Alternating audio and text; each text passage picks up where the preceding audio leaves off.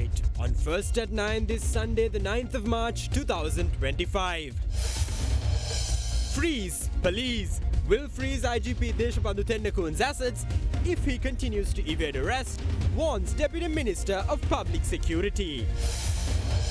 The booze battle. Excise Department proposes a budget-friendly liquor option. Attempts to curb the rising consumption of illicit liquor.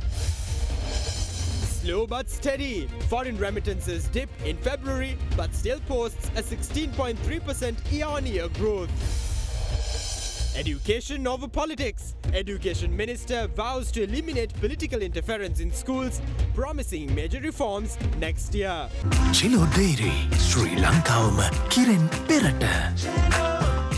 Obe Vishwasi Dino Sensurain, then Langamati Pharmacy in Labagata Hacker. Kanta Parisan Karagatot? Api Parisan. ඉතින් මොකටද නිකන් නාගන්නේ? ස්වදේශී කොහොඹ lemon grass අද කාලෙට ෆ්‍රෙෂ්ම විසඳුම. From Derana, this is Derana First at 9. Live from Studio 24 in Colombo. Good evening and welcome to Derana First at 9. I'm Aditya Drisingha joining you live with the latest in Sri Lanka and around the world. Brought to you by the Undi Sri Lanka Media Network to rise to the pinnacle across all media platforms. Recognized as the best by every survey and beloved by the people. Now, in your top story tonight, Deputy Minister of Public Security Sunil Watagala stated that if the temporarily suspended IGP Deshabandu Tennakoon fails to surrender to the authorities, his movable and immovable assets may be frozen. Speaking today, the Deputy Minister emphasized that such action could be taken in accordance with a circular issued by the acting IGP.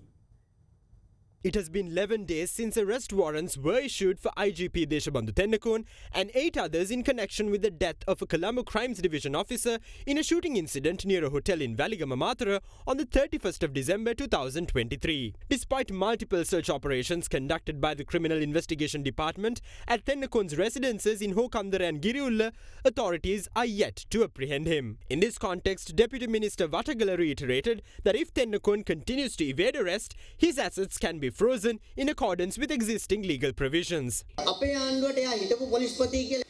Just because he was the former IGP does not mean he will be treated differently after committing a crime. The police are actively searching for him, but he is in hiding. If he refuses to surrender, we will use other legal provisions to force him out. This is the circular which will force him out. This circular was issued by acting IGP Priyantha Veerasurya on the 25th of January this year. The circular states that if an individual with an outstanding arrest warrant is evading court, their assets can be frozen. He was given time to surrender. If he continues to evade the authorities, we will proceed in accordance with Section 60, 61 and 62 of the Code of Criminal Procedure. Although these legal provisions have existed, they have rarely been enforced. We can start by implementing them in the case of Deshabandu Tennakoon. If you want to retain your movable and immovable assets, come out of hiding.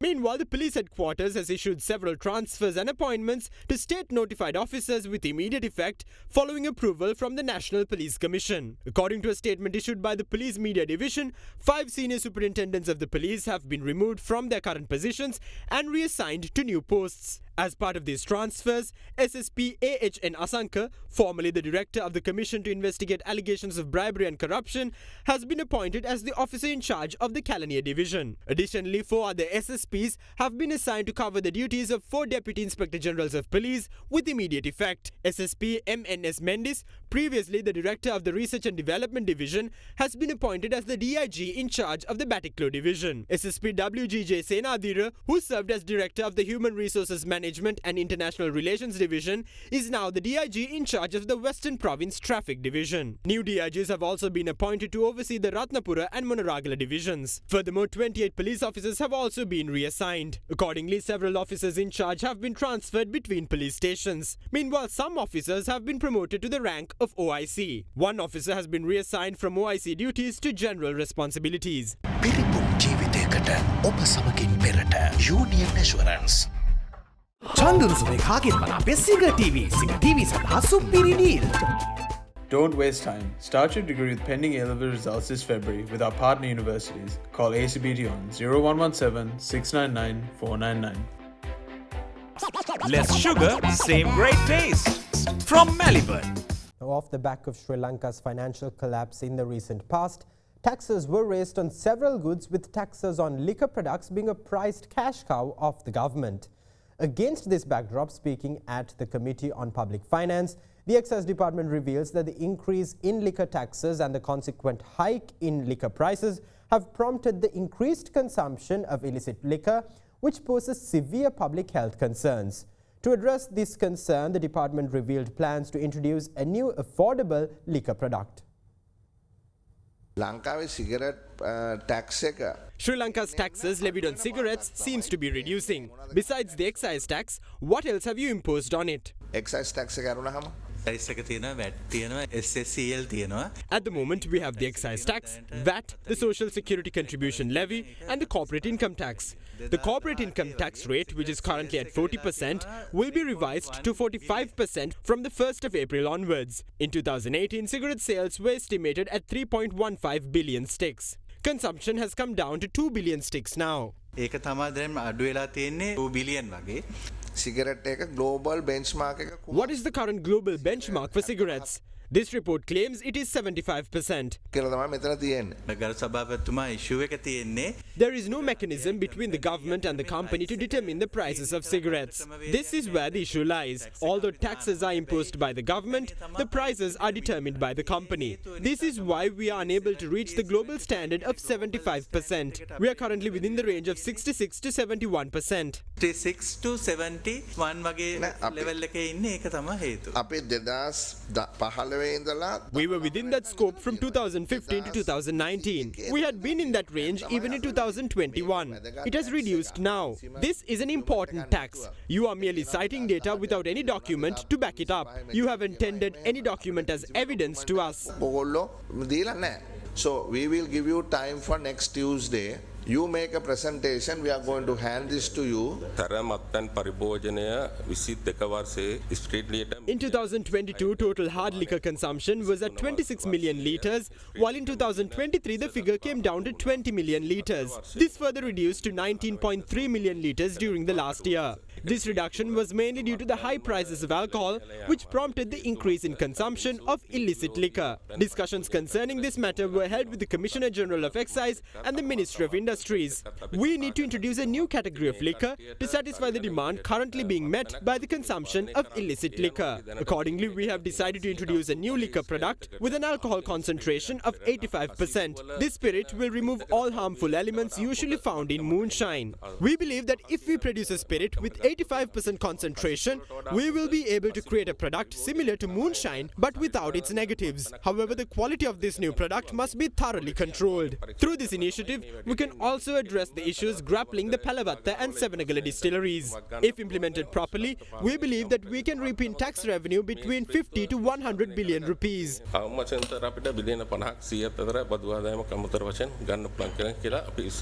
Yes, please, madam. මේ ලංකාවේ ලොකු vapour market එකක් තියෙනවා. ඒක tax වෙනවද නැත්නම් ඒක regulate වෙනවද? නැත්නම් ඒකට ලෝ එකක් නැත්ද? It's illegal.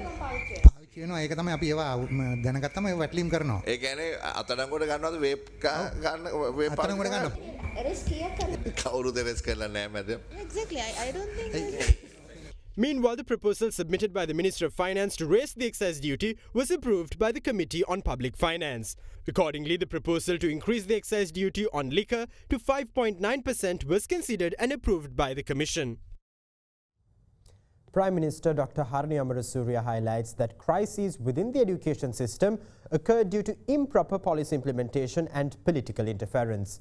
Addressing the first session of the Advisory Committee of the Ministry of Education, Higher Education and Vocational Education in Parliament recently, the Premier further emphasised that necessary measures will be taken to minimise the disparities between schools. The first session of the Advisory Committee of the Ministry of Education, Higher Education and Vocational Education was held on the 7th of March at parliamentary premises with the participation of Prime Minister Dr. Harini Amarasuriya, officials of the Ministry of Education and parliamentarians from both the government and the opposition. In response to questions raised during the session, the Premier stated that the crises emerging within the education system are primarily due to improper implementation of policies and political interference. She asserted that immediate action will be taken to investigate the collection of funds in schools for various purposes. Prime Minister Dr. Amarasuriya further stated that the education reforms scheduled to be launched next year will be based on 5 key pillars, including a new curriculum, developing human resources, improving infrastructure facilities, raising public awareness of the new educational reforms, and conducting evaluations and assessments. Appointing subcommittees to implement the necessary future measures were also highlighted during the discussion. Additionally, the Prime Minister stated that measures will be taken to minimize disparities between schools and also promised to take necessary actions on the construction projects that have been halted and to renovate and improve unsafe premises in schools. The discussion further delved into addressing the existing shortage of teachers, facilitating transfers to balance teacher distribution, filling out the vacancies for principals, performing duties and addressing administrative issues in both provincial and national schools. Fast track your career from O-levels with eSoft. ඩයිබටසෝල් සීනිවලින් පරිස්සම් වන ඔබට අමතක නොවන පෝෂණය. Kelani wire කිසිගින්නක් නෑ. කිසිගින්නක් නෑ. Kelani fire shield wire. Malibu chocolate cream, inguru and lemon puff. Less sugar, same great taste. From Malibu. Responsibility to look after our health. The best nutritional supplement for diabetic patients with no added sugar. Malibu Vitagen. Stay healthy for a good reason. Now in other news, leader of the opposition Sajith Premadasa states that claims by the National People's Power and the Janata Vimukti Peramuna regarding the country's 76-year-long history can be easily proven false by proper statistics and data. Speaking at an SJB public gathering, the opposition leader further stressed that the incumbent government is unable to fulfill its promises due to the lack of a proper program in that regard.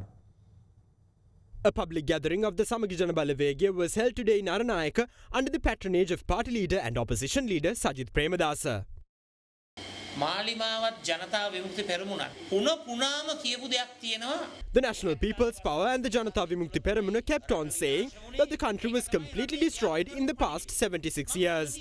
I would like to debunk that myth with statistics and data. Life expectancy between 1950 and 1955 was 54.4 years. In 2020, life expectancy increased up to 76.6 years. Is it a curse to live for 76 years? Between 1950 and 1955, the infant mortality rate was 103.9 per 1,000 live births. However, between 2015 and 2020, it has dropped to 6.5. Is this the 76-year-long curse they claim?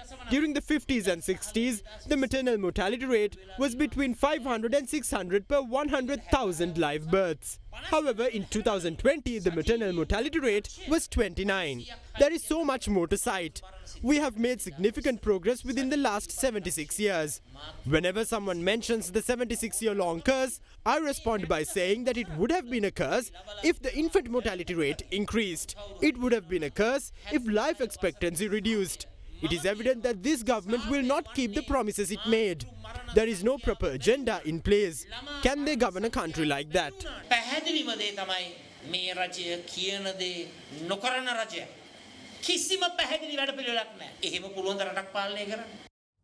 Now issuing a statement, the Election Commission announced that a number of political parties and independent groups have placed their deposits to contest the local government elections this year. According to the statement, deposits have been placed for 168 local government institutions as of 4:15 p.m. on the 7th of March. Accordingly, the Election Commission stated that 18 recognized political parties and 57 independent groups have so far placed deposits for the local government polls.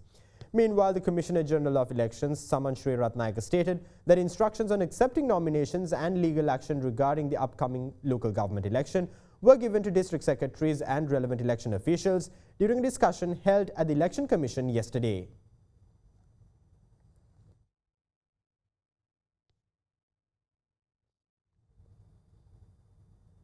Now, Sarvajana Balaya leader Dilith Jayavira expressed confidence in securing resounding success at the local government polls and asserted that the NPP is no longer with the people, contrary to the Sarvajana Balaya, which is with the people and for the people.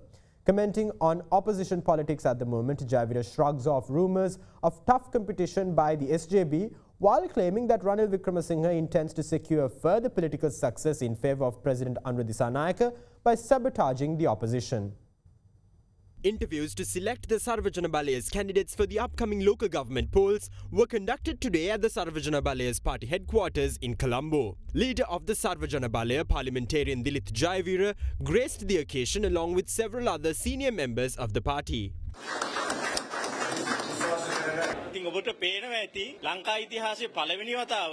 Several former mayors, deputy mayors and local government councillors faced interviews today to secure their position within this new party. This is the first time in Sri Lanka's history that such veteran local government politicians applied for interviews after being notified of such interviews through the media. If you walk around, you will be able to find a few divisional organisers who supported the NPP in the past. They now seek the opportunity to contest the election through the Sarvajana Balaya. What this shows is that Sarvajana Balaya's advertisements are very well received. Through this upcoming election, there will be a grassroots political upheaval. ඉදිරි මැතිවරණයේදී මේ රටේ බිමේ දේශපාලනයේ වෙනසක් වෙනවා. ඒ නිසා මේ සම්මුඛ පරීක්ෂණ අද තියෙන්නේ පළවෙනි අදියර.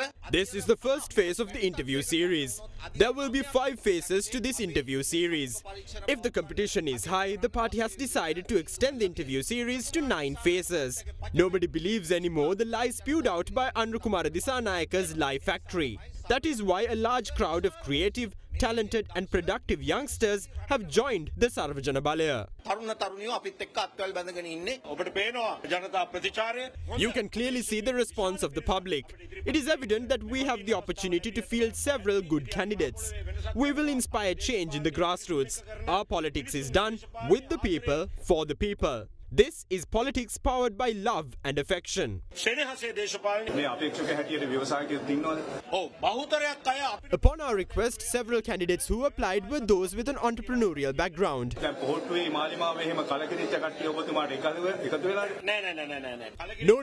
No one disappointed is here. Everyone here has hope in us. Our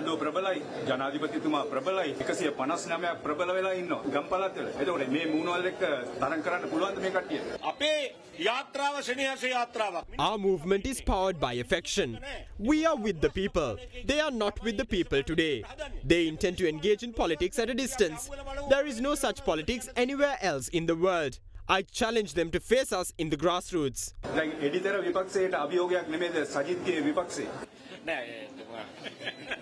Well, he is an innocent person. This is a beautiful morning. Let's talk about something of importance and try to make some progress. People must feel who the opposition is and who the opposition leader is.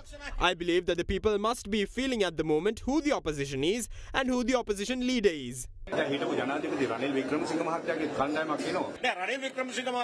is clear that Ranil Wickremesinghe is committed to ensuring Anura Disanayake's success. He wants to convene a bunch of political parties under one roof, call them the opposition and then completely sabotage it. The Sarvajana Balaya will not be part of it.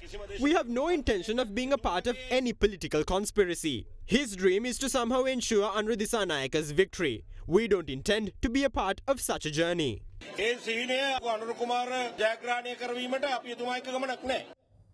Former parliamentarian and SJB's chief organizer for Maharagama, Gamini Tilakasiri, announced his resignation from the Samagi Jana Balawegya, claiming that members who joined from different political parties were treated unfairly by opposition leader Sajith Premadasa. With that, here's a look at more opinions shared in the political arena today. All I did was politics day and night. I did everything that needed to be done for Sajith Premadasa. Since we came from the Sri Lanka Freedom Party, we were not treated right during the parliamentary election. That is not the duty of a leader. If a party leader cannot take direct decisions, that party has no future. The decision could be right or wrong, but a decision needs to be taken. That is politics. I handed over my resignation in writing yesterday. ඒකයි දේශපාලනේ. මම ඊයේ by hand ලියුම් දෙක යවුවා. මං අයින් එනවයි කියලා. අද වන විට අපිට පක්ෂ කීපයකින් 5 former local government councillors from various parties who decisively won seats in the Dehiwala and Mount Lavinia municipal councils for several years in the past have joined us today. There are no such mentally unwell members in our party. Yes, more will join. Members of the UNP, the SLFP and the SLPP will join us. We will not accept anyone from the JVP. JVP එකෙන් આવුත් නම් බාර ගන්න අපි. දැන් අපි ඉස්සරහට යන්න ඕනේ. Now we must march forward.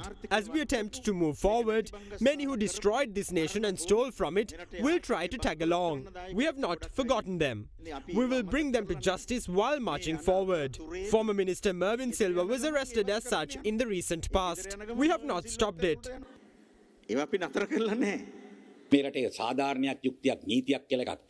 This country does have law, justice and equity. Even though individuals like Ranil Wickremesinghe try to walk all over those fundamentals, we will not let them. We must take necessary action against crimes, be it in the north or the south. The Batalanda Commission report is with us, ready to be released. Let's see what will happen in the future. Former President Ranil Wickremesinghe, who was an ally of the West, became an enemy the moment he accepted the premiership to dismantle the struggle in 2022. That is why the West suddenly remembered the horrors of Batalanda. Fortunately, it was Ranil Wickremesinghe who attended the Al Jazeera interview. Had the incumbent president attended it, Sri Lanka will have been removed from the world map. Now in other local news, the Republic of Korea recently donated biomedical engineering equipment and 8 fully equipped mobile workshops to the Ministry of Health through the Korea Foundation for International Healthcare. This donation is part of a $7.2 million biomedical engineering capacity building project launched in 2019 aimed at strengthening Sri Lanka's ability to maintain and repair essential medical equipment. The mobile workshops will provide on-site repair and maintenance services, ensuring that hospitals and clinics, especially in remote areas, have fully functional medical devices. During the event, Ambassador of the Republic of Korea, Myeon Lee, reaffirmed Korea's commitment to enhancing Sri Lanka's healthcare sector.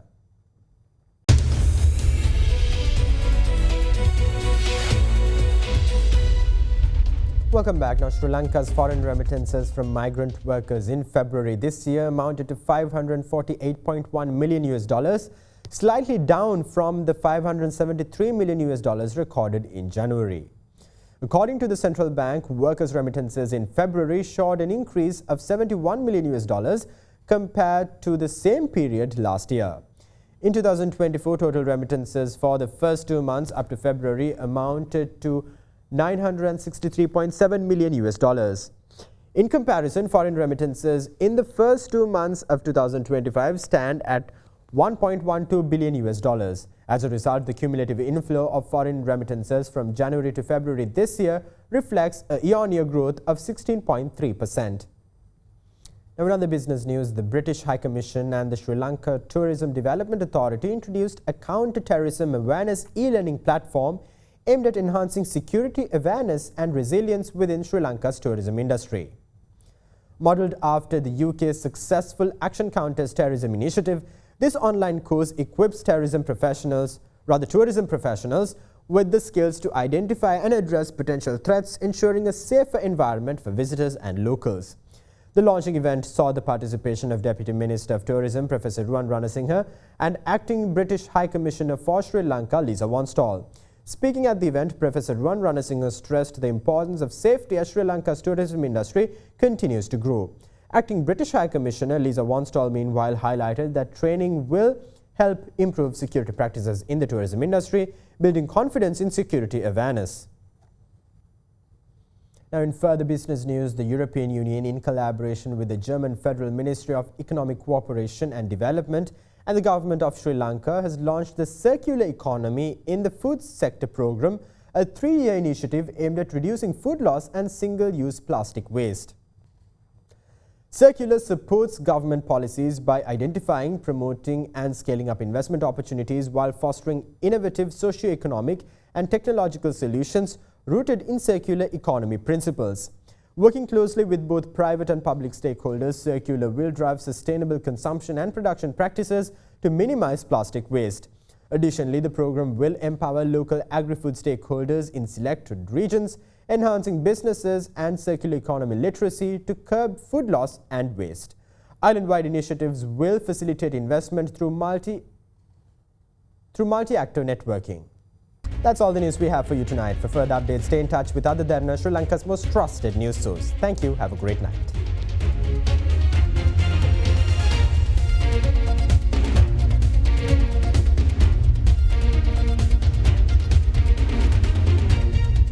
For news and information you can trust 24 hours a day, visit adaderana.lk.